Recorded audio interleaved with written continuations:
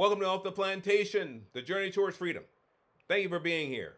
I'm Dr. Matt, and we're going to talk about things that are important to you and me. Basically, you and me, we just want to be free. We're grassroots people. We just, this channel is for people who have a desire to be free. Now, a lot of us, we may know people who really, they say they want to be free, but they're really not free, and they don't really have a problem with it. But for you and me, if you start trying to eliminate or reduce our free speech, you try to basically tell us where we can and can't go, where we can or can't pray, in front of clinics and this and that, then we start to have some problems. So this channel is going to help us all elevate our understanding about what's actually happening. What's actually happening around us is really quite profound. Malcolm X in 1963, he had a speech that he gave. The speech was titled "The Message to the Grassroots." So the grassroots are really people that he saw as people that really were not part of an apparatus, a political apparatus, or any other kind of ideology. But these are people that are salt of the earth and just want to be free. And so he said, "Look, and this is 1963 in a speech in Michigan. And he says, look, listen, I've done some research. I've taken a look at the antebellum South, when we had slavery going on in the South, and I took a look at the lives of, Frederick Douglass and Harriet Tubman and Sojourner Truth and Henry Box and other people who were, enslaved, born into slavery, and then who ultimately escaped." And he says, basically, when you look at the interactions on the plantation, he says they really mirror, they've spilled over now into America. It's a pretty profound statement that he had. He said, basically, the interactions, actions, the interpersonal communications on the plantation really revolved around three fundamental archetypes or pathologies that people carried, right? That really define their role on the plantation. He said you had your overlord, your master, You had your house Negro, which really worked for the master. They did all the bidding for the master. And I'll explain why here in a second. And then he said you had your field Negro. And these are the ones who really did all the heavy lifting and had a desire to just leave the plantation and be free. So in breaking those down a little bit further, he said, look, the overlord really was the one who owned the plantation, was really the one that just wanted to make sure they kept everybody on the plantation, right? Then he said you had your house Negroes, and these are the ones that were closely associated with the overlord, with the plantation owner, right? They lived in the house, either in the attic or the basement. They got the hand-me-downs from the master. As far as clothing, they got the choice foods, the best scraps. They were compensated. These are the people that are compensated. And what are they compensated for? They're compensated to make sure that everybody stays on the plantation. So if you think about it, you had your overlords, your plantation owner. It was probably him and his wife and a couple kids. And you had, 10 or more slaves. How are you going to keep control of the slaves and what they're doing? The only way to keep control of them is to have a house Negro type, somebody closely associated with the family. And you compensate them by ways that I just described. You give them scraps, you give them, hand-me-downs, you give them all the things that really are going to help you to keep control of the plantation. But they're your eyes and ears of who's going to escape, who's going to try to escape, and all of those things. When Frederick Douglass tried to escape a couple times, it was the house Negroes that basically told the overlord, the master, hey, Freddie's going to escape. He's going to try to escape tonight. And they were ready for him. So he got captured, and, beat, and all that. So when you think it through, you understand that the house Negro and the overlords are really the ones that jointly make sure that everybody stays on the plantation. Make no mistake, the house Negroes were enslaved as well.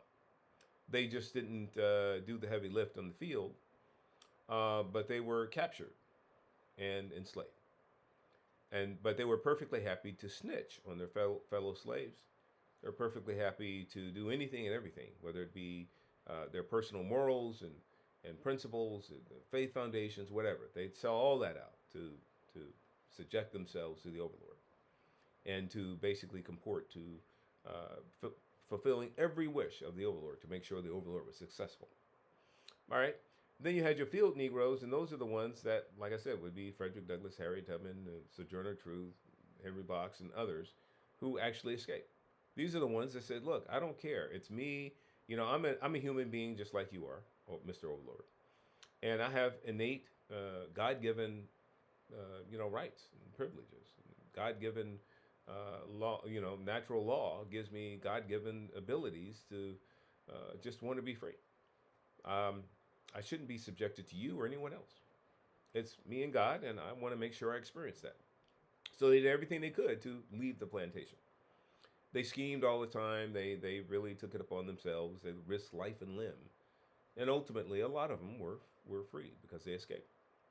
So that's what we're living through right now. If you overlay that onto the American landscape, American political landscape, American cultural landscape, you have people that are the overlord types. These are the sort of the globalists, the Marxists, the leftists, the progressives, those that really want to make sure that we continue down this track so we can ultimately come to some sort of new world order.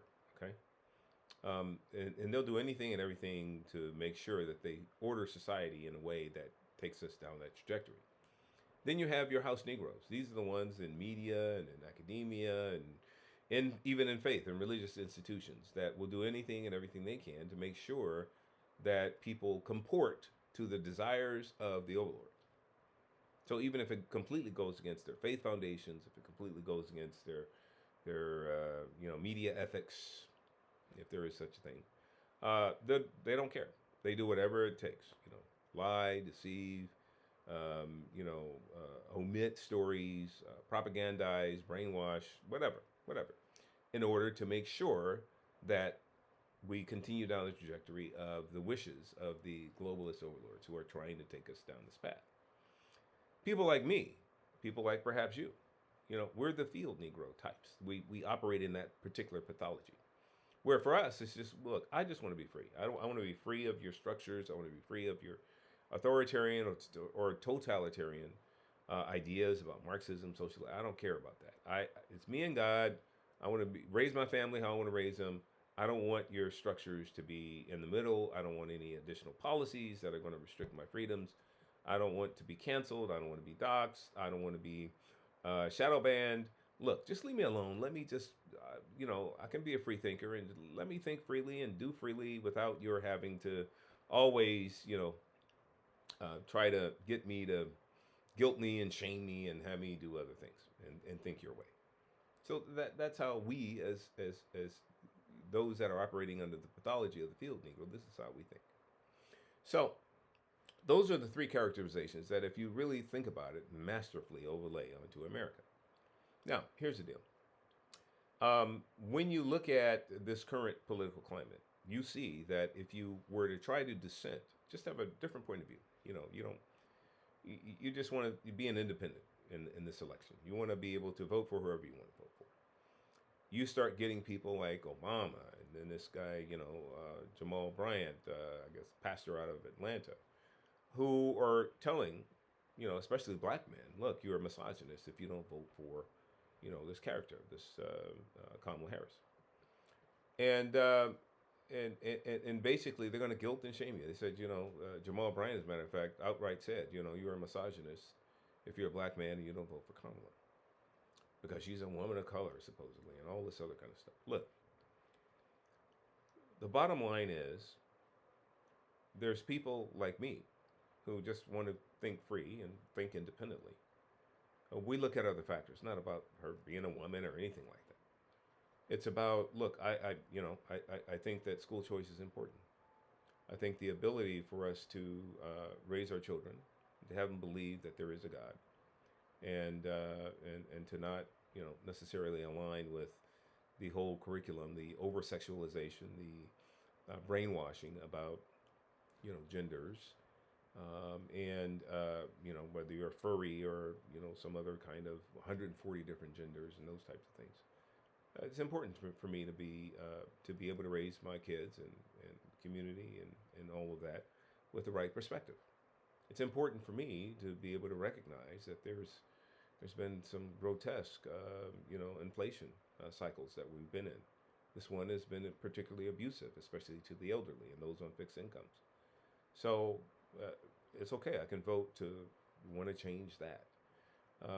Maybe I want to vote to change the way that we see life in the womb.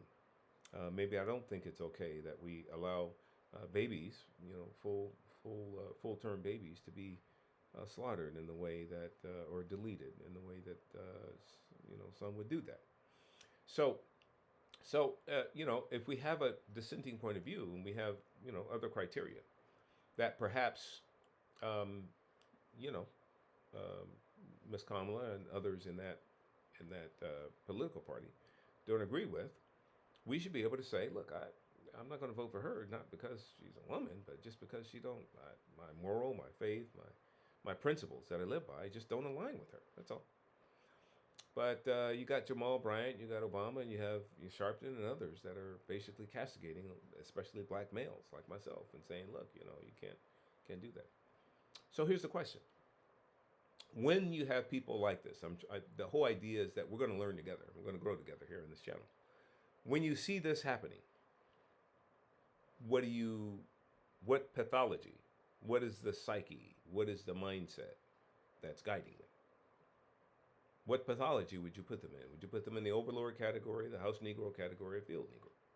I want you to think about that, because your ability to be able to discern that will help us as we discern many, many other prescient current events that are impacting us today.